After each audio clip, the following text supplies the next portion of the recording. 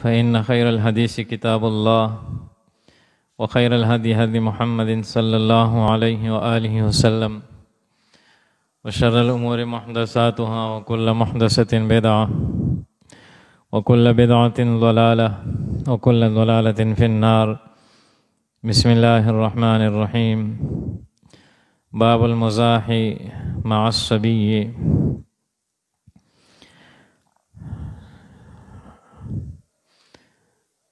دا باب نوے باب منعقد کیگی. نبی علیہ السلام مبارک اخلاق هغه بیانیږي. د دې نه مخکې باب کې د مذاق او د ټوکې په باره کې بیان وشو چې دواړو جهانو سردار محبوب رسول الله مبارک صلی الله علیه و آله وسلم جایز ټوکه هم کړې ده د خپلو صحابه سره، د خپلو اولاد نوسو سره او د خپلو بیبیانو ازواج مطهراتو سره. نبی علیہ السلام ذات بابرکات هغه د ټولو انسانانو دپاره نمونه ده.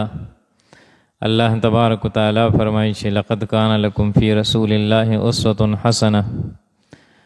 تاسو دپاره د نبی پاک صلی الله علیه و آله وسلم په مبارک ژوند کې په مبارکو طریقو کې بهترین نمونه ده د ژوند تیرولو.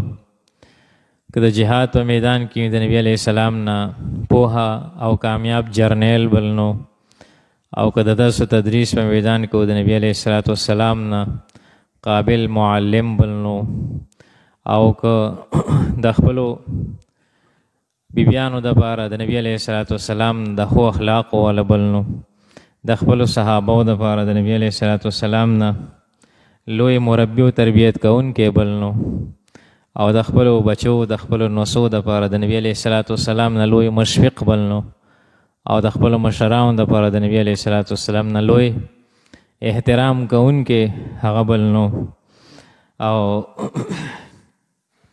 د خپلو بیبیانو باره کې فرمایي چې په تاسو کې بهترین انسان هغه دی چې هغه د بیبیانو دپاره ښه دی، د خپلو بیبیانو دپاره د خپل کور والا دپاره ښه دی. خیرکم خیرکم لاهله وانا خیرکم لاهلی.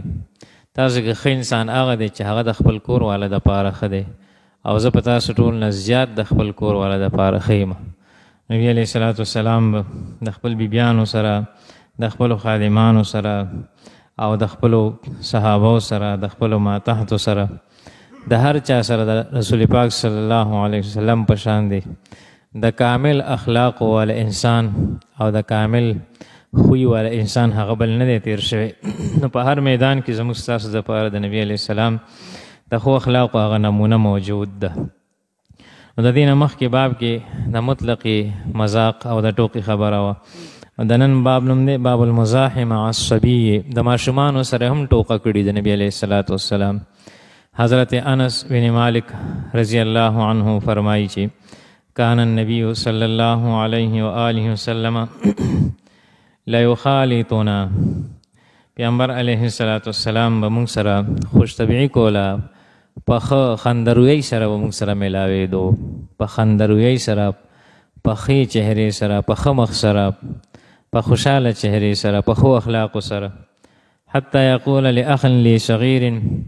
حضرت انس رضی الله عنه فرمایي چې زما یو وړوکی ورور هغه به چې کله ولیدو نو هغه ته یې وایي چې یا ابا عمیر ما فعل النغیر.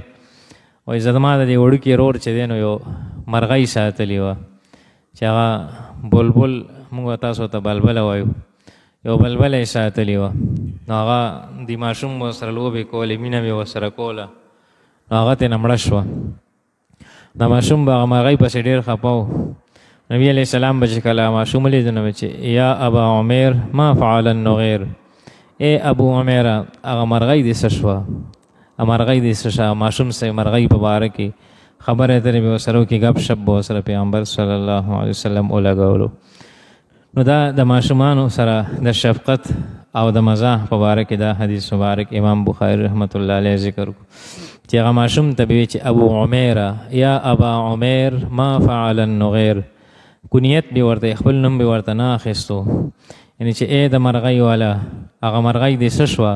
مرغۍ نبي علیه السلام ته پته چې هغه مړه شوي ده او د ماشوم ورپسې خفه دی، خو لیکن د ده دلجویۍ دپاره به چې کوم دی نو داسې و چې دی ورباندې خوشحاله شي. د مرغۍ باره کې به ورسره ګپ شپ ولګولو پیغمبر صلی الله علیه وآله وسلم. دویم حدیث مبارک دی عن ابي هريره رضی الله عنه اخذ النبي صلی الله علیه وآله وسلم بید الحسن او الحسین. حضرت حسن رضی الله عنه چې د نبی علیه السلام نوسیو یا حضرت حسین رضی الله عنه چې دا د حضرت حسن رضی الله عنه کشر ورور دا هم د حضرت فاطمه رضی الله عنها بچیو.